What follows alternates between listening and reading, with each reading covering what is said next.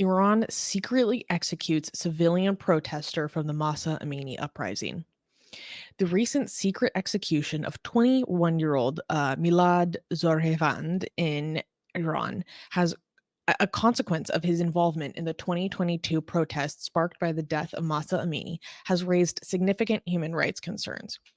Zohrand was no Zohrevand, was executed on November 23rd in Hamadan without prior notification or a final meeting with his family.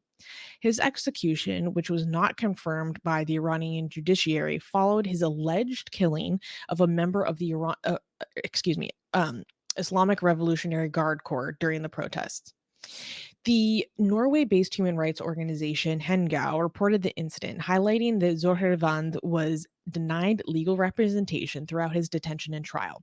This execution, though, is part of a troubling pattern where judicial proceedings lack transparency and due process. This incident underscores the undergoing human rights crises in Iran, particularly in the handling of protest-related cases. So, this is very important. Let me provide more context. For those who were living under a rock, or maybe you weren't, I don't know. There was a massive uprising in Iran last year, and it was because there was a 21-year-old girl named Mahsa Amini who was murdered in custody of the morality police because of her improper hijab. And it was likely that she was essentially beaten around the head and she died 3 days later. And this caused an uprising that has been the strongest threat to the Islamic Republic since its conception in 1979. It really shook things to the core. And during those protests, there were 20,000 people that were arrested. Many ended up released, but there were many protesters who were executed, including literally publicly hanged on the street for protesting. And so also during this uprising, the military was deployed as ground forces against civilians, and over 500 people died, including at least over 60 children. And we are still seeing the consequences to this day. And this is really important to talk about because this case of Milad was not talked about. Apparently, his family was pressured into not publicizing his case, which is why we hadn't heard about it until now. And he was murdered. He was executed for his role in the protests. Now, they alleged that he murdered an IRGC member. Now, let me remind you guys that these IRGC members are murdering people in the street, purposefully blinding civilians, and also engaging in systematic RAPE and torture of anyone that they can get their hands on. Maybe not anyone. I mean, I know people that didn't go through that, but you know what I mean. I mean, the evidence is beyond question. We know this is happening. News organizations can literally track the system of where they send people to put them through this torture machine. So Milad was killed for this. Milad was killed for this. And it just really breaks my heart that this is not getting like any coverage. Milad is the 8th civilian who was murdered, executed for his role in civilian protests in Iran. Mm-hmm. Armin, do you have any other additional information about his case? Because there's really not much coverage in English. I just want to remind two important points I just want to add. First of all, the Iranian government, the Islamic Republic of Iran, whenever they execute somebody, they execute the least known and loneliest people they could find. Every time somebody, it's the people that have more support, that their names are mentioned more often, the people that there's more activism around them, they don't get executed, which shows you two things. First of all, how evil the government is that goes after the weakest to execute. Two, how powerful the people have become, that the Islamic regime fears its people so much so that whenever they want to execute somebody, they go and find somebody that they have managed to get the family to not speak about it, that people don't know that they're going to get executed. This shows that the people have the Mahsa revolution has increased the relative power of the people relative to the government, that the government fears them, that they have to go execute the people who are the loneliest, who are the least known, right? So it's really important, because a lot of people think that the Mahsa revolution had no results. The fact that the government is so afraid of the anger of the people shows that the people are slowly increasing their power. I mean, not slowly, actually, really rapidly increasing their threat levels against the regime, and the regime fears them more and more every year. This is amazing. And you also see that in the new morality police that is out there. They changed the name from to Gashter Shah to hijab buns now. That they are, every official is claiming that it's not them that is putting them out there. Like, they're constantly scared of the people. So the officials are saying, like, we didn't put them. Like, nobody is trying to accept the responsibility of which institution is responsible for putting the new morality police out there. That shows how much they fear the people. They fear another wave of revolution. That's one point. So I just wanted to mention. And the second point that I wanted to add is that I know a lot of people that come here already know this, because I constantly repeat it, but I just want to mention for people who might not know this, the method of execution, right? So you see the news behind him, like, so a lot of you may know that in Iran they hang people to execute them. But I want you to understand, because a lot of you watch Western movies and think that hanging is what you see in Hollywood movies, especially like from the the Wild West.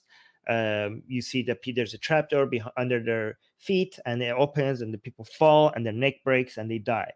That's not how hanging is done in Iran. There is no door that opens and then you drop and your neck breaks and you die. That's too fast of a death for the Iranian regime. I want people to understand that every single one of these people were slowly killed to death. It's on purpose. That slow death is on purpose to scare the people. So instead of a door opening right underneath your feet and breaking your neck, they put people. So this might be triggering to a lot of people, so I'm warning you. They put the noose around your neck and they slowly lift you. So you slowly suffocate to death instead of you having your neck broken. And the pressure on the neck is so high that many people have chewed their tongues out while just hanging there. And they have a doctor at hand there that constantly goes and checks if you're dead or not. And for some people, it have lasted so long, like the doctor constantly goes. So they have to leave you there until the doctor confirms that you're dead. And I can't even tell you, it's like how long for some people I had lasted. The doctor was like sitting there for a very, very long time, constantly going there and checking, and the person was still alive. So it's a very, very slow and painful death. Just wanted to for everybody to know how evil the Islamic regime is. So this guy that you're not seeing here, that's how he died. He died in a very slow, painful. That was the death. That was the last moments of his life. Mm-hmm. Yeah. Yeah, Dino was saying, quote unquote, sarcastically, Islam is a religion of peace. Actually, this method of murder in execution is not Islamic. This is actually worse than Islam. Yeah. The Islamic Let's be regime in Iran has let's be managed to, clear. yeah, they have managed to. This is saying that's saying a lot. Where you have managed to be more brutal than even Islam. Yeah. Um, I also wanted to say, Armin, what if people came forward and say that we have unquestionable evidence that this guy did, in fact, murder a member of the IRGC during these protests? Well, that would make him a hero. IRGC. You mean like he killed terrorists? Mm-hmm. Yeah. Okay. But yeah. So Because he that's what killed a happened to terrorist. Majid Reza Rafnavard, who was one of the civilians that was executed because of his activity in the Mahsa Amini uprising. And remind me if I'm wrong, but there was actually evidence to support that Majid Reza actually did murder members of the Yeah, Guard Corps, right? he was defending his neighborhood against the attack of IRGC terrorists. He was defending the people against an attack. But was there actually, like, that did happen, that was real? Well, we can't say anything for certain, but it seems like it. But I Hmm. can't guarantee because we don't know. Yeah, but it seems like it. It seems Yeah. like he was defending his neighborhood against an attack. But, I don't know why, yeah. but I think about Majid Reza Rafnavard like all the time. I think Mm, about him all the time. For those who don't mm, remember, he was the one that when they were doing a forced confession, trying right before his execution, they came forward to try to vilify him and say, "What did you say in your will? What did you say?" And he's like, "I told them, do not read the Quran for me. Do not cry. I don't want you to pray for me." mm. And they published that, trying to make him seem like a degenerate and villain in corruption to society in front of the Iranian public. And instead, it made him a hero. Yeah, people love that part. Yeah, which shows how little the Islamic Republic understand its own people. The fact that he was saying, "Don't read the Quran for me," the Islamic Republic published that, thinking that it will make people hate him, but it made people love him even more. Yeah. All right, so we have super chats. So let's get to that and then go to the next news. Oh, yeah, Unicorn is saying Javad Ruhi is the one I can't stop thinking about. I mean, exactly same. Javad Ruhi is one I think about all the time as well. Mm. Oh, we got some super chats. Okay. So first let's go to Gasian American saying the hangings in Handmaid's Tale are like Iran's. There was a self-deletion boom boom in the show as well. Well, I believe Margaret Atwood is directly inspired by the conditions of Yes. women in Iran as what yeah. Yeah. People are like, "Oh my Exactly. god, American Roe v. Wade, we're living in Handmaid's Tale." I'm like, that's based off what's happening in Iran for the past 40 years, 40, 50 years. Yeah. But you guys don't talk about that. Speaking of, can I just go on like a small mini rant about I've been talking to a lot of my Iranian friends here in the United States and they see the outcry that's been happening for Hamas and Gaza and they're like, where was all this? Where were the feminists who are now actively denying the mass rape of Jewish women when we were talking about the systematic, documented, unquestionable mass rape of Iranian women in our in prisons in Karjak? Where where were you guys? You where you guys talk about liberation and resistance all the time. Where were you guys when we are trying to resist and liberate ourselves from Islamic fascism? Nowhere. Or noticeably absent or very short-lived support. So the sense of betrayal expressed by my Iranian friends that I talked to, like here in my city and abroad, yeah, it's on a different level. Again, these hypocrisies I'm telling you guys about. They expose themselves over and over and over again. When people tell you who they are, believe them. That's all I have to say. Um, okay, so let's go through these super chats. AllColors is saying, go say that to Gen Z wokes. They'd probably twist it and justify it as something or somehow toss the news away. What was this in regards to? I think this was responding to I'm not exactly sure what this was It's responding to. either the Indian blasphemy one or the Iranian execution one, because Mm, basically they're celebrating Islam, but they're not noticing what people are doing in the name of Islam. yeah. Weasel gave us a super chat saying, I'm behind in the stream, but as a recovering leftist, thanks. Over the past years, I've become very disillusioned. Thank you. Welcome to the team of recovering leftists. You're welcome here. All right. Just FYI, leftist, we don't mean all people with from the left, okay? Because there is three brands of leftism, and two of them are just problematic, and one of them isn't, right? So we have woke leftism, we have communist leftism, and we have liberal leftism, right? So that last one, okay, that last one is not the problem. Okay, so it's woke leftism and communist leftism that is the problem. No, you don't like that? I don't even want to be called that anymore. I don't even want to be I associated know. with that anymore.